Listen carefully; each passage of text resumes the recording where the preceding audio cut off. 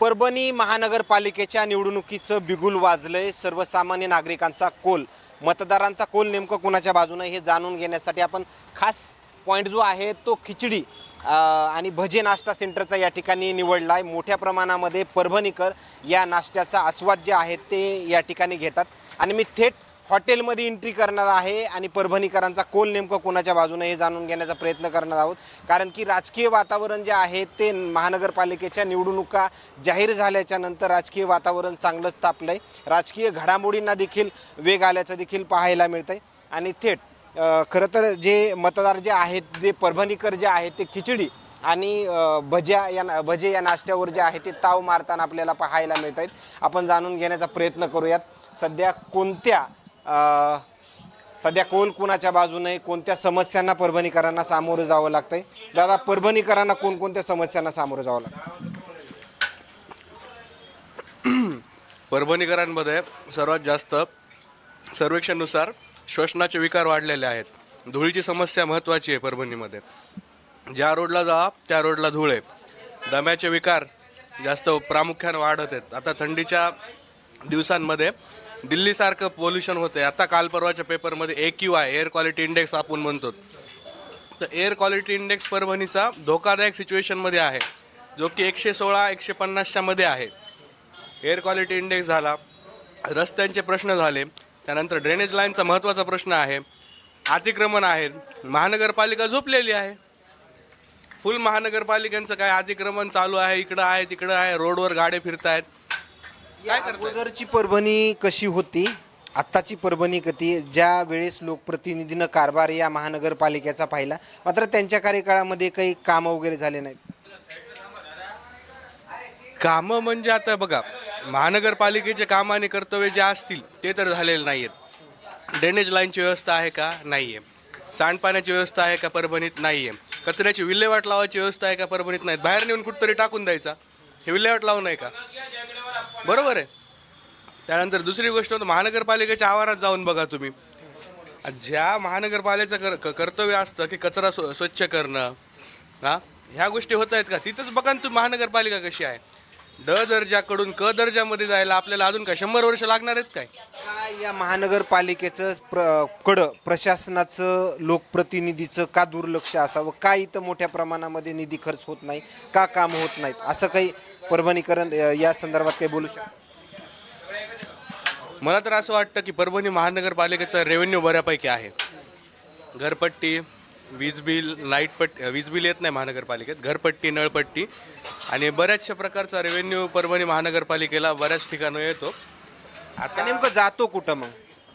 आता हा आपल्याला महत्त्वाचा प्रश्न आहे. आपण त्याच्यावर आता आपल्याला माहितीच्या अधिकारानुसार ते आपल्याला सुजाण नागरिकांनी त्या वार्डामधून जर माहितीच्या अधिकारानुसार जर त्यांनी काढलं तर ते आपण एकंदरीत पूर्ण त्याचा लेखाजोखा काढू शकतो. याच्यामध्ये खरं पाहिलं तर प्रत्येक ठिकाणी जर पाहिलं गेलं तर ॲक्टिव्ह कार्यकर्ते कोणत्या तरी पक्षाचे असतात. तुम्हाला काय वाटतं, तुमच्या नजरेमध्ये चांगलं काम करणारे ॲक्टिव्ह कार्यकर्ते कोणत्या पक्षाचे आहेत, म्हणजे जेणेकरून ग्राउंड लेवलला काम करतात? नाही, आता ह्यावेळेस कसं झालेलं आहे माहिती आहे का, परभणीकरांचा बुद्ध्यांक आम्ही वाढवून घेण्याचा प्रयत्न केलेला आहे. तर ह्यावेळेस आम्ही मागे लागून काम करून घेणार आहेत. ना की असं की 500-1000 मध्ये विकले, दारूच्या पार्ट्या केल्या, मटणाच्या पार्ट्या केल्या, जाऊन संपल्या, असं होऊ देणार नाहीत. ह्यावेळेस नागरिक सुजाण राहणार आहे. ह्यावेळेस जर कार्यकर्त्यांनी किंवा त्यांच्या कोणत्याही उमेदवारांनी काम करण्याचं आश्वासन देऊन जर ते काम त्या ठराविक कालमर्यादेत पूर्ण केलं नाही तर मग त्यांच्या मागे आम्ही राहणार आहेत. ओके, खरं तर येत असलेले प्रतिक्रिया. दादा, कोणकोणत्या अडचणींना सामोरं जावं लागतंय? इकडे जाणून घेण्याचा प्रयत्न करू. तर आणखीन पण माझ्यासोबत आहेत. दादा, कोणकोणत्या अडचणीत परभणीकरांना, असं काही सांगते? तुम्ही ग्रामीण का शहरी? ग्रामीण भागात. खरं तर जाणून घेण्याचा प्रयत्न. दादा, तुम्ही ग्रामीण का शहरी भागातले? ओके, खरं तर येत असलेल्या प्रतिक्रिया आणखीन इकडं मध्ये जाणून घेण्याचा प्रयत्न करूयात. परभणीकरांना कोणत्या अडचणींना सामोरं जावं लागतंय? दादा, परभणीकरांना कोणत्या अडचणींना सामोरं जावं लागतंय, असं काही सांगता येईल का? पाणी वगैरे वेळेवर सुटतं का? इथं कोणकोणत्या अडचणीत, धूळ मोठ्या प्रमाणामध्ये दिसते, अशा काही अडचणी आहेत? खरं तर नाश्ता म्हणलं की फोन कॉल किंवा इतर चर्चा ज्या आहेत ते मोठ्या प्रमाणामध्ये आपल्याला नाश्ता करताना नागरिक दिसत असतात, मात्र त्यातलाच तो प्रकार आहे. दादा, इथल्या स्थानिक नागरिक म्हणून कोणकोणत्या अडचणींना सामोरं जावं लागतं? अडचणी बऱ्याच सामोरं जावं लागतं. समजा रस्त्याच्या अडचणी झालं, धुळीच्या अडचणी झालं, त्याच प्रकारे आता ट्रॅफिकचं झालेलं आहे. पुन्हा इथं उड्डाण पूल झालेलं आहे, आपल्या उसाचे ट्रॅक्टर जाईल इथं. पुन्हा स्थानिकचं कसं झालेलं माहिती आहे का, कामावर जायचं म्हणजे की गडबडीनं जायचं, लवकर उठायचं. पुन्हा ॲक्सिडेंटचे प्रमाण वाढले आता. त्याच प्रकारे आता तुम्ही बघत असताल उड्डाण पुलावर बरेच लोक मारायले. तर हे अशा रस्त्याच्या अडचणी झालेल्या आहे सध्या. त्याच्यामध्ये खरं तर पहिल्यांदा तुम्ही धुळीचा मुद्दा मांडला, मात्र धुळीच्या विषयावर कुणीतरी मार्ग काढण्याचा प्रयत्न का प्रशासन इथलं करत नाही किंवा लोकप्रतिनिधी का करत नाहीत? रस्ते वगैरे विकास कामं मोठ्या प्रमाणामध्ये का होत नाहीत? नाही आता तेच त्याला माहीत असून समजा. पण आता बरेच ठिकाणी काय व्हायला माहिती आहे का, आता धुळीचं जसं सांगितलं तुम्ही आम्हाला, तर आता स्वतः दुकानदाराला काय करावं लागेल, जे आता स्थानिक लोक आहेत का त्यालाच असं पाणी मारून सडा शिपून असं ती धूळ दाबावं लागली रस्त्यावर. म्हणजे त्याला असं वाटेल की आमच्या आता घरापुढची, आमच्या दुकानापुढची जी धूळ आहे ती आम्हाला स्वतः दाबावं लागेल. प्रशासन तर काही करीन, त्याच्यामुळे ते स्वतः पाणी हे टाकून धूळ दाबावं लागत असते. असं होईल. दादा, तुमच्या नजरेमध्ये कोणकोणत्या अडचणींना सामोरं जावं लागतं? दादा, तुम्हाला काही बोलता येईल त्या संदर्भात? इकडं पण जाणून घेण्याचा प्रयत्न करूयात, तरुणाई देखील आहे. दादा, तुमच्या नजरेमध्ये कोणकोणत्या समस्या आहेत? परभणीमध्ये प्रमुख पाहिलं शिवाजी चौक, जो की मार्केट एरिया आहे, तिथे जर पाहिलं तुम्ही माणसाला चालायला जागा नाही आहे, त्याच्यापेक्षा जास्त गाड्या आहेत. मेन मुख्य मुद्दा म्हणजे पार्किंगचा आहे. कुठल्याही या दुकानासमोर पण तुम्ही आलात, हा मेन इथला डॉक्टर बाबासाहेब आंबेडकर चौक आहे, तर इथे तुम्ही माणसांपेक्षा जास्त तुम्हाला वाहतूक गाड्यांची दिसेल. म्हणजे मूळ जो जिल्हा स्तरावरची पार्किंग पाहिजे होती ती इथं नाही आहे मुळातच. आणि आम्ही इथले स्थानिक नाही आहेत, परंतु आम्ही बाहेर गावून येतो. बाहेर गावून आल्यानंतर तर विद्यार्थ्यांना जी आता बसस्टॉपवर गेले तुम्ही, बसस्टॉप अगदी सुंदर बांधलं आहे, काही विषय नाही. परंतु बसस्टॉपवर तिथे तुम्ही सार्वजनिक शौचालयाची व्यवस्थाच नाही आहे. तुम्ही जर बसस्टॉपला गेले तर तिथे तुम्हाला जसा बसमधून उतरताल राईट साईडला बघा ऑटो स्टँड आहे. ऑटो स्टँडच्या तिथे संपूर्ण शौचालयाच्या वरची दुर्गंधी तिथं आहे. म्हणजे बसस्टॉप बांधलं आहे संपूर्ण आहे, मग सर्वच गोष्टी बांधायच्या ना. त्याला पहिलेच बांधायला 2-3 वर्ष गेले, त्यामध्ये तर नागरिकांचे हाल झालेच. त्यानंतर बांधले, आमदारकी झाल्या, सगळ्या गोष्टी झाल्या, निवडणुकांपुरते बऱ्याचदा सर्व गोष्टी झाल्या. आणि आता पण बघा तुम्ही, एका वर्षाखाली इथे एकही रस्ता नव्हता, परंतु जशा महापालिका निवडणुकांना सुरुवात झाली तसे संपूर्ण रस्त्यांवर डांबरीकरण झाले. नागरिक म्हणतात मग जे डांबरीकरण जे झाले खूप कमी प्रमाणामध्ये दिसते ना, फक्त एकाच ठिकाणी डांबरीकरण दिसते, सगळीकडे डांबरीकरण नाही. ठराविक प्रभागामध्ये डांबरीकरण यामुळे आहे की त्या माणसं वर सत्तेमध्ये आहेत. जसं की तुम्ही कुठलेही पक्ष, जे पक्ष सत्तेमध्ये आहेत त्या लोकांनी केलेले आहेत. आता जिथे ज्यांच्याकडे स्वखर्चातून केलेत काही त्यांना नवीन संधी मिळण्यासाठी आता स्वखर्चातून मी जर काम केलं तर नागरिकांमध्ये माझं नाव होईल, मला मत होईल, या हिशोबाने नागरिकांनी ते कामं केले. स्वखर्चातून कोणकोणते कामं होते असं तुम्हाला दिसतंय?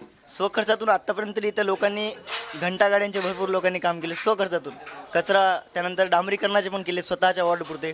मग एखाद्या समजा समाज मंदिर असेल तर त्या समाज मंदिराची सुशोभीकरण असेल, अशी सगळ्यांनी स्वखर्चातून केलेत. पण आता मर्यादित या नागरिकांचा हा सवाल आहे की बाबा तुला स्वखर्चातूनच करायचं होतं तर मग मागची 7 वर्ष तू काय केलंस? ऐन वेळेवर निवडणुकीच्या तोंडावर अशा गोष्टी का? धन्यवाद. हे येत असलेले प्रतिक्रिया. दादा, तुमच्या नजरेमध्ये कोणकोणत्या समस्या आहेत? आता सर एकंदरीत परभणीचा विचार केला तर ट्रॉफिकची समस्या बी मोठ्या प्रमाणात होत असतात. तसेच संध्याकाळी टायमाला नाही का अवैध धंदेसुद्धा मोठ्या प्रमाणात चालू आहे, जसं की दारू, गांजा. त्याच्यामुळे नाही का जे खेडेगावातून नाही का नागरिक वगैरे येतात त्यांनासुद्धा त्रास होतो आहे आणि छेडछाडसुद्धा होतात. त्यानंतर नाही का गाड्यांची सुविधासुद्धा नाही आपल्या परभणीमध्ये. तसं तुम्ही आता पाहिलं असेल रेल्वे स्टेशनच्या परिसरामध्ये सुद्धा अवैध धंदे चालू आहे, जेणेकरून नाही का लुटालुटाचे सुद्धा काम करतात. आता निवडणूक जेव्हा आल्यानंतर प्रभागामध्ये म्हणा किंवा परिसरामध्ये म्हणा विकास कामाची गती मोठ्या प्रमाणात देणं चालू आहे.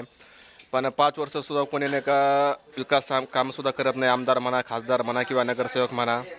आता निवडणूक आयोग याने नाही का 15 तारखेला निवडणूक जाहीर केल्यामुळे नाही का आता समजा विकास कामाची गती मिळत चालू आहे. पण आता परभणीमध्ये पाहिलं तर विकास कामं असे व्हायला पाहिजे, CCTV कॅमेरा बसले पाहिजे प्रत्येक चौकामध्ये. त्यानंतर नाही का सुरक्षा वाढायला पाहिजे, जसं की कोणाला काही अडचण आली तर तिथं पोलीस कर्मचारी सुद्धा उभा राहिला. समस्यांना सामोरं जावं लागतं. दादा, तुझ्या नजरेमध्ये कोणकोणत्या समस्या? सर, आपल्या परभणी जिल्ह्यात जशी पाहिजे तशी हे नाही आहे सध्या परिस्थिती. समजा विकासाच्या दृष्टीनं आपला जिल्हा सगळ्यात मागच्या याला स्तरावर आहे असं दिसून येत आहे. जसं की आता बघा, रस्त्याची व्यवस्था असेल, समजा नाली गटारे यांची प्रमाण जास्त प्रमाणात वाढ आहे, वाहतुकीचे प्रमाण जास्त झाले, ट्रॅफिकचे नियोजन नाही आहे, अशा अनेक समस्यांना सामोरे जावं लागते. आणि जे आपला समजा जिथं इथं निवडणूक होते ती आर्थिक बळाचा जास्त वापर करून होते, म्हणून त्याच्यामुळं कामांचं देखील कोणाला हे नाही राहिले शासनाला. धन्यवाद. खरं तर परभणीकर जे आहे ते बिनधास्त बोलतायत, आपल्याला तरुणाई देखील मोठ्या प्रमाणात आपलं मत जे आहे ते व्यक्त करताना पाहायला मिळते. दादा, कोणकोणत्या समस्यांना सामोरं जावं लागतं असं काही तुला दिसून येते का तुझ्या नजरेमध्ये? धूळ, रस्ते, अशा काही समस्या आहेत? सध्या इलेक्शन चालू आहे, इलेक्शनचे टायमिंग चालू आहे, त्याच्यामुळं सर्व नगरसेवक जे कोणी आहेत सध्या रस्त्याचं काम चालू आहे. इलेक्शन आल्यामुळं याच्या आधी परभणीत एक पण रस्ता बरोबर नव्हता, आता सर्व करणं चालू आहे. त्यामुळं इलेक्शनमुळं रस्त्याचे कामं चालू केलेत. आणि परभणीमध्ये उड्डाणपूलपासून तर बस स्टँडपर्यंत एवढा खूप कचरा आहे तिथं टाकलेला, त्या कचऱ्याचा खूप घाण वास येते, त्रास होते नागरिकांना येण्या जाण्याकरता. दादा, तुझ्या नजरेमध्ये कोणकोणत्या समस्या आहेत तुला बोल? ओके, धन्यवाद. खरं तर येत असलेल्या प्रतिक्रिया मात्र परभणीकर जे आहेत ते बिनधास्त बोलत असल्याचं पाहायला मिळतंय. खिचडी आणि भज्याचा आस्वाद घेत ही झालेली चर्चा, मात्र ही चर्चा काय सांगून जाते हे नक्कीच आपल्याला समजलं असेल. मात्र आणखीन काही नवीन अपडेट्स मिळतील का हेही पाहणं तेवढंच महत्त्वाचं ठरणार आहे. कॅमेरामॅन सोबत सूर्यज मीडिया, परभणी.